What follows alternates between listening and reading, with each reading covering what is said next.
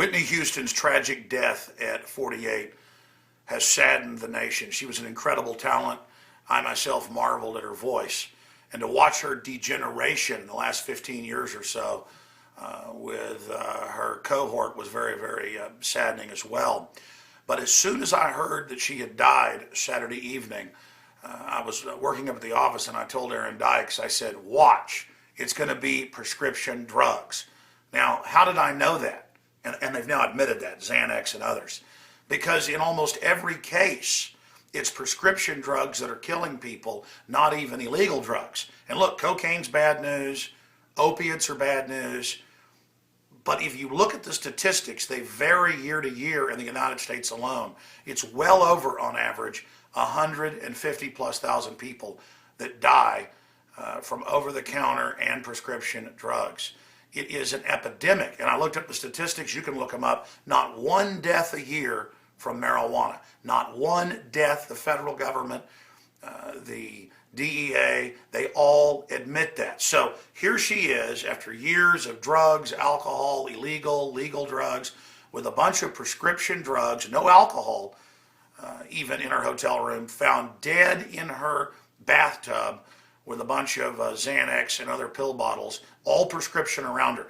Look at Rush Limbaugh, who on record some days was taking more than 100 Oxycontin pills. That's synthetic heroin. He had to be put into an artificial coma just to go off of them because the withdrawal would have killed him if he hadn't done it. And Limbaugh, of course, supports mandatory sentencing for people caught with heroin, opium, or cocaine. Third sentence, he wants life in prison on record. But then you've got all these other people pill popping, all these other deadly drugs that kill a lot more people than illegal drugs. So go look up the numbers for yourself. But here it is, Whitney Houston surviving the cocaine, all of it. And then a lot of times when you get off the illegal drugs, the doctors, just like with Michael Jackson, start putting you on all these synthetic opiates. How did they develop heroin? At the end of the Civil War, there were hundreds of thousands of injured veterans of the Civil War on both sides with arms and legs blown off, and to get them off of opium addiction that the Army had gotten them on, they gave them heroin. And it sure did cure your opium addiction, because heroin is just an opiate that's been souped up to at least 10 times its strength. So they're drug pushers. The big pharma prescription cartel that also owns the big GMO companies, they could care less about anybody. And they know that their stuff's poison. So I wanted to show you a couple of these articles right here. Here it is, Fox News, the Associated Press is also reporting it. Prescription drugs found in Whitney Houston's hotel room, report says. And then you read in here, it was Xanax, you name it, no alcohol found. Now again, these statistics vary. Some statistics show over 300,000 people dying from drug interactions, and over 100,000 of those from opiates and other synthetic drugs that have similar effects. But here's a Natural News article, and it's got links to all the statistics at the bottom. Statistics prove prescription drugs are 16,400 times more deadly than terrorists. You have got a better chance of falling down in the shower than you do of terrorists killing you, or of a bumblebee stinging you, or a honeybee.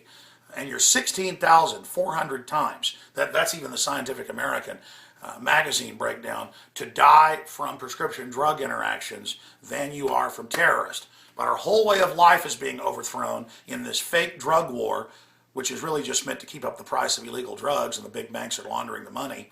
And then when they catch you using their illegal drugs, they put you in their private prisons, displacing everybody else's jobs and driving down wages. So we need to decriminalize drugs across the board, and we need to expose how deadly prescription drugs are as well, and start averting more of these tragedies. In areas of Europe where they've decriminalized drugs and where they've also put out the information publicly that prescription drugs are so deadly, in some countries like Portugal, they've seen a reduction in drug use of 50%. On average, it's around 30%. Go look it up for yourself. Decriminalize the drugs. That's what's destroying Mexico, is the black market. Decriminalize them there. And educate people. It's like Elvis. He had a DEA badge. He hung out with, President Nixon and people, and was all anti-illegal drug and said throw people in jail. But he took an entire envelope of injections and pills twice a day. He called an attack. And it was all, again, synthetic drugs that blew away street drugs. And he thought that was okay because it wasn't illegal. It's a fraud. And it's the type of stuff that got Elvis killed and Whitney Houston killed. We'll be covering it on the radio today, 4 p.m. Central Standard Time at Infowars.com. And back tomorrow on the radio, 11 a.m. Central. God bless.